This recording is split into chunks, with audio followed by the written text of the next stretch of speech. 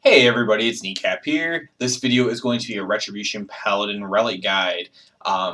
Basically, I'm making this video because I don't see a lot of people putting this out here, exactly which relics you should be using and why you should be using them. I've watched quite a few rec guides to get myself to where I'm at, and I'm just trying to help out as many people as I can. For full disclosure, I get my information from a website when it's regarding this kind of information, at least. I do sim my own character, but I don't sim everything in the game. And that's called thesilverhand.net. Now, I encourage everyone to go to the site, check them out. It might be better reading their stuff than watching this video. Who knows? Go to their site, check them out, patronize them. Huge shout out to them. Other than that, though, I just want to kind of go over what's on your screen, and so you don't get confused by what you're looking at. So what you're looking at here are the 7 relics that are going to give you DPS throughput. There's technically one other one, but I'm not going to count it because most people probably don't even do it if you're not already high end. And if you are high end, you probably already know all this stuff I'm about to say anyways. Basically, these are the 7 relics you want to use.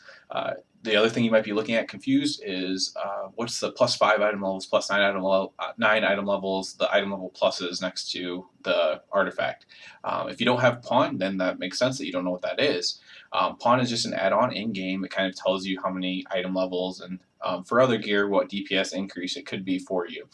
If you're interested in learning about pawn, you can look up my guide for how to simulate your character for anyone, and I go over simulation, but I also go over how to download and use pawn as well.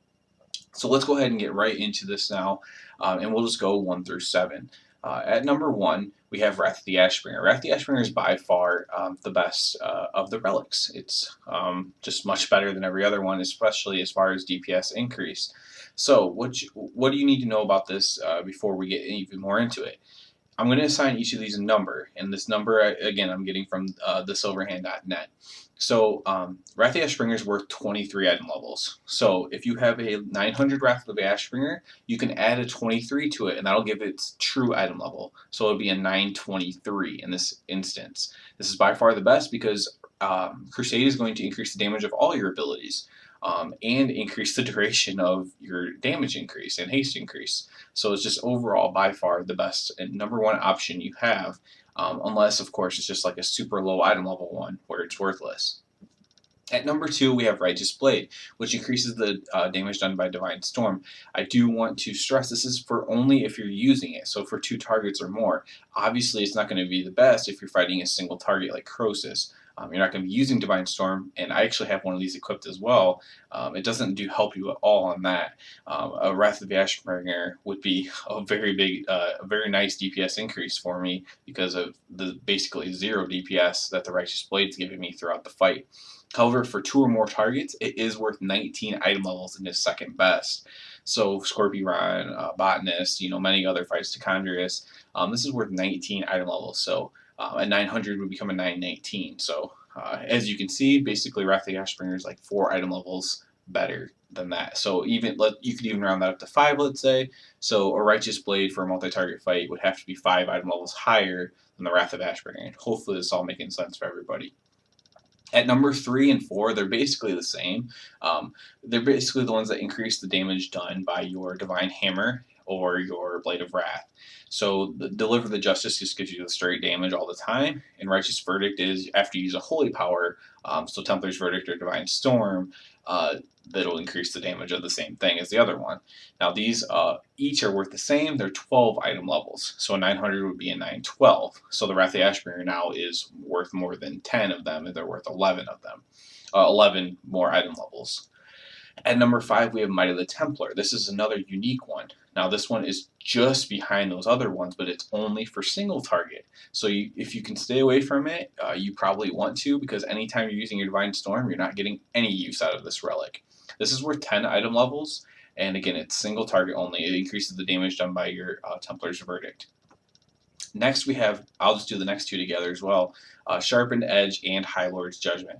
Sharpened Edge increases the critical strike chance of your Crusader Strike or Zeal, and High Lord's Judgment just increases the flat damage of Judgment.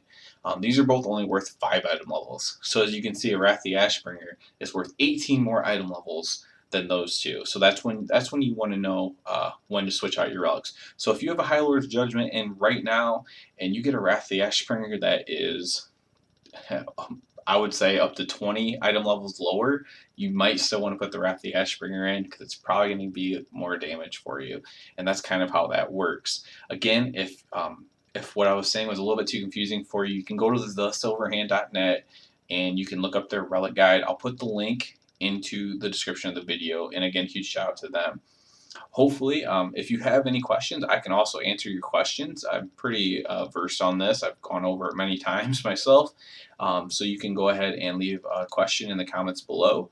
If you've simulated something differently that this website does not have, feel free to say that as well, and we can converse possibly on that and maybe either agree or disagree on that.